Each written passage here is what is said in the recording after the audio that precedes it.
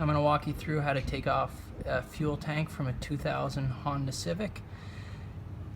The entire gas tank is held on by two straps. Because it's a strap, you can either disconnect it from the front or the back. It's much easier to disconnect it from the front. On the front, it's a bolt that goes directly in the frame. On the back, it's a bit of a bolt nut adjusting setup, so it'd be much harder to take it off at the back end of the strap. So I took it off at the front end. Before you take the strap off and have the gas tank fall, you want to support the weight of the gas tank.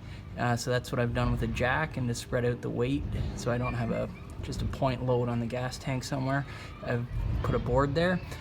And working backwards a bit more, before I take the gas tank off, I have to disconnect the hoses. So there's two hoses here, and there's a little flap, but you can just move that back. And I've covered them in gray tape, but there's a larger, about 1.5 inch hose here that would go to the where you fill up the fuel, and then there's another smaller line here, and they just popped off.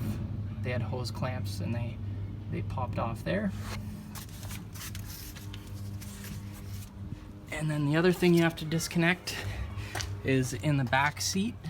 Under the back seat is where the fuel pump is, and all the connections there, the fuel connections and the electrical connections. You have to take off a plate. That plate is just held on by a bunch of Phillips screws, 4 Phillips screws.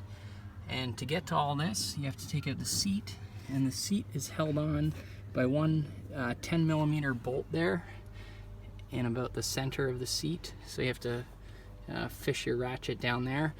And the seat is also held in with hooks in here. So you have to pull the seat up and shake it around a little bit and pull it out. So you pull the seat out, disconnect everything here. You can just shimmy it off with this slot screwdriver and grab needle nose pliers to pop this off. That's pressurized, so there's going to be a tiny bit of fuel that comes out. And then these are just electrical connections, and I've covered off the lines with some tape so no fumes get out. So these bolts here that hold on the tank, they're I think 14mm. I'll show you all the tools. Okay, there's 14mm to get the bolts off that are holding the strap on.